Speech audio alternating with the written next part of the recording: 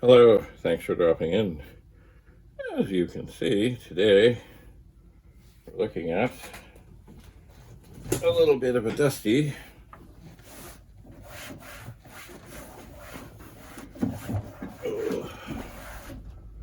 that'll get a little off. Nothing like a magic eraser. Anyway, here of course we have a B series machine, which is an 8296, which is essentially an 8032 with an extra memory board if this was a regular machine. I have never looked inside of this machine to know what's going on inside, what's inside. I know, or at least I think I know, that it does in fact work. I'll get the cord. Oh, always make sure the power switch is off before you stick a cord into something. Let me peek over here. Oh, here it is. Commodore Basic 4.0. 31,743 bytes free. So yes, indeed, it is working. Do not worry that the keyboard, the detachable keyboard, is not right here. It's up on the mantle. It's okay. It's safe. It's fine. Anyway, so here we have this fine example of, I guess, the last generation of the pets. I'm a member online. Oh, look, and it has, wait for it, a reset switch, which of course people added to pets, but they didn't come with one. Let me look in the back here. 8296.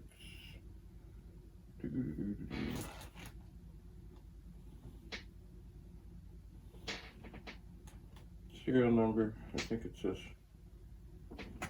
5320. Anyway, I have no idea how many machines like this they made.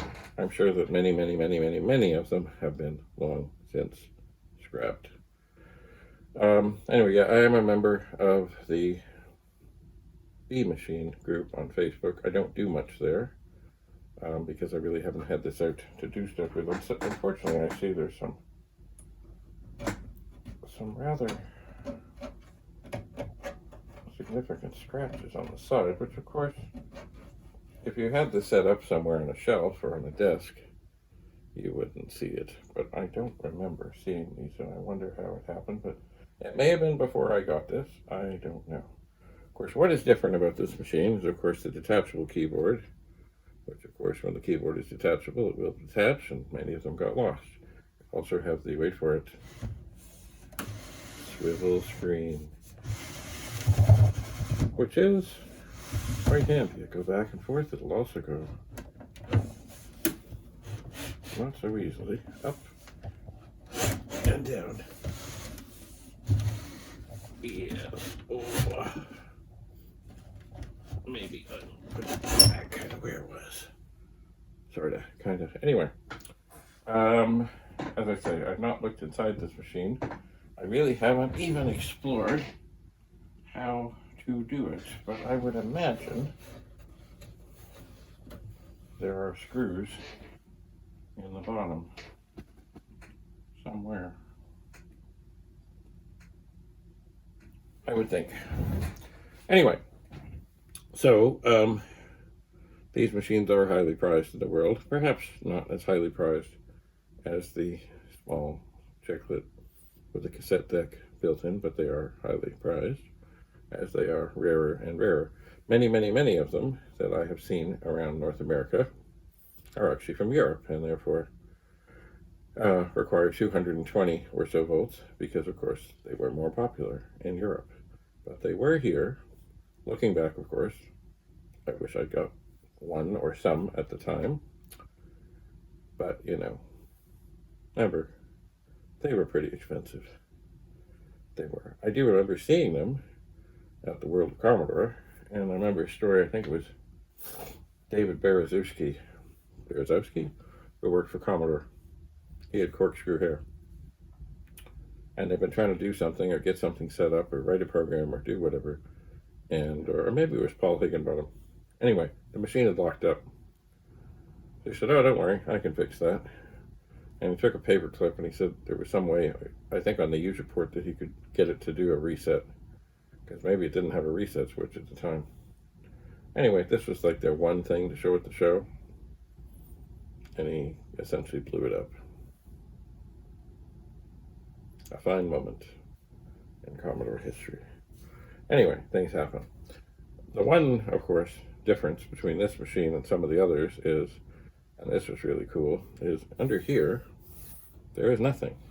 There's just this, badge thing, which in some ways, as I look at it, it doesn't really line up well, and it's missing a little bit of a corner here. Anyway, some of these machines came with the built-in dual drives inside. How magical is that? And I think they were the equivalent of the 4040, I think, but they might have been the 8050 or maybe even the 8250, because of course this was a serious business machine, and especially people who were running things with big databases and other things needed storage. That's why, of course, Commodore came out with the 9060 and the 9090 hard drives. And they were good in their way, in their time, and whatever. But it was much harder to back them up and do other such things. Whereas if you had an 8250 essentially in here, the beauty of the dual drives was you would type in backup D0 to D1, and it would copy the entire disk. You didn't have to do anything else. It was all internal. I was talking to a group yesterday, and I don't remember that, TPUG, Pacific Coast. Anyway, they do all kinds of computer things. But anyway, we were talking about things, and the guy was talking about an MSD. That was the non-Commodore dual drive, and they too were magical. You could back up on those really fast, faster than the 4040, because it was all internal. Now, sometimes I have set up and copied a disk using copy all, because I just want to make sure each file goes, because a backup just does every track and every sector and everything, and it doesn't really look at the files. Excuse me. Sorry about that.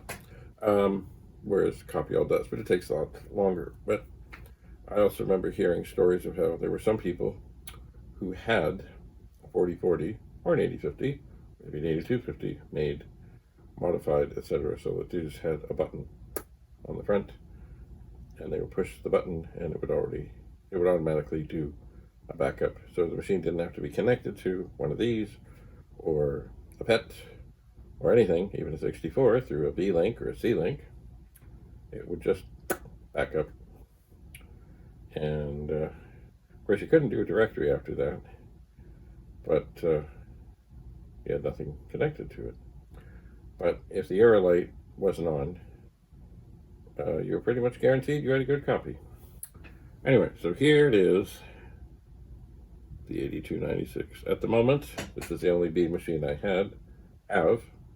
I did have a couple of others, and I maybe quite foolishly sold them.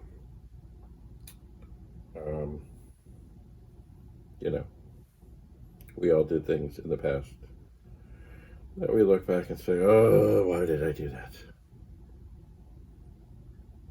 Oh well. So, at some point, I will find a worthy spot amongst the bedroom. Right now it's been sitting in a chair. I will find a worthy spot for the family portrait, etc., etc. I suspect this will be prominently displayed. It's the last generation. Maybe I should do a picture with a first generation next to the last generation. And when I do this, like this room, it's all, there's tables all around and stuff. I have no doubt that there's going to be like a foreground something, a table or something or another. So maybe that's where things will be.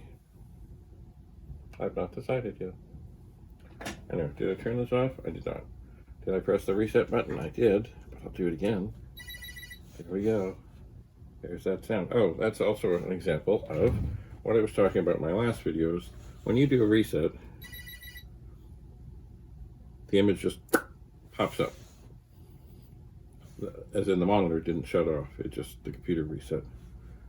So if you're having monitor troubles, like I'm going to turn this off, and I'll wait for a moment. If you're having monitor troubles, if things are just going on, off, on, off, on, off, on, off, on, off, and there's no sort of warm-up thing, let's see how this does. Yeah, see, it's gently coming to life. And that means that if things are happening with your monitor and the monitor is having to kind of re-wake up, there's something probably serious. Well, somewhat serious. Maybe a cold solder joint with the monitor. But if it just goes off and on and off and on, as in the signal goes away, but there's no warm-up thing, then probably it's something to do with the cable, the connector, or something of that nature. So the monitor is still on, it is still powered, it is still dandy.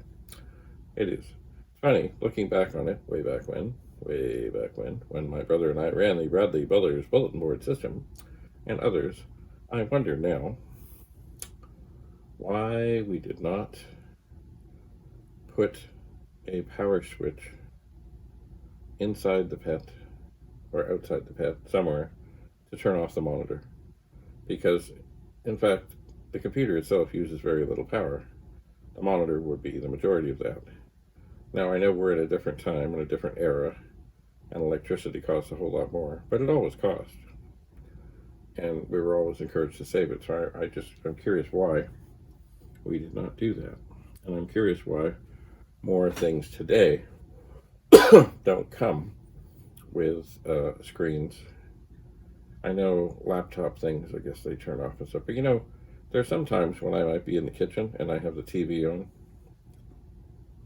and I'm listening to it, but I really don't need the picture on. I wish there was more options, especially with the old plasma big monsters, to have it on, but off. So that I could come in and say, okay, I'm ready to watch now. I've been listening. Sort of like, you know, now there's a lot of cars that when you go up to a traffic light and you stop and the car has been sitting for I don't know how long, but not long, it shuts off. You don't need to be sitting there idling away.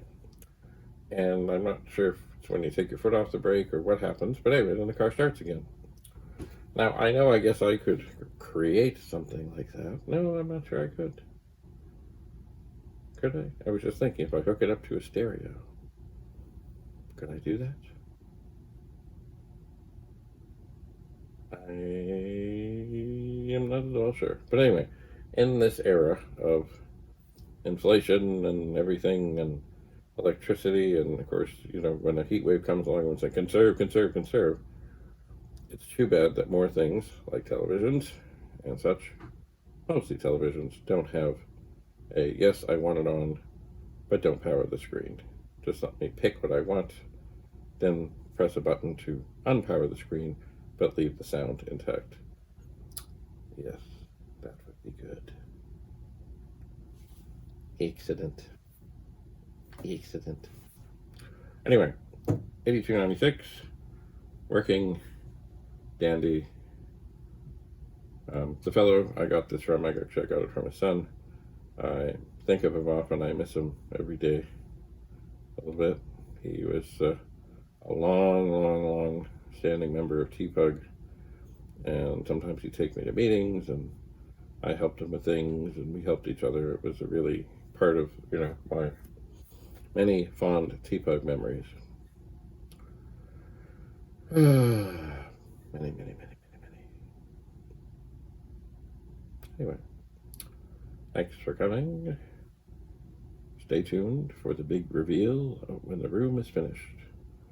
I gotta, once again, get into the pool room. Sounds simple. And the garage. That's not simple. But, you know, I would like to get things better organized. And as Sid Bolton said, or his t-shirt said, it's not hoarding if you're organized. Because I would like to play pool again. So, I better get to it. Thanks so much for coming.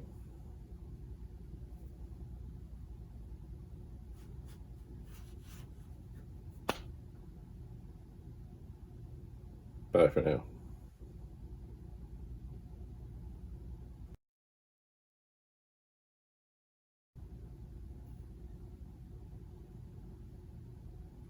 Now an outtake, which I will probably take out. I must now go and stop recording because there's a chair in the way here. I can't do it. So, turn out the light, except for the light fighting the machine. And away we go.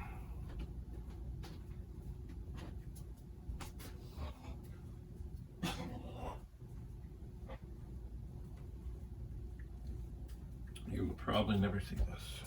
Oh, I forgot to turn the machine off. Tragic. Bye for now.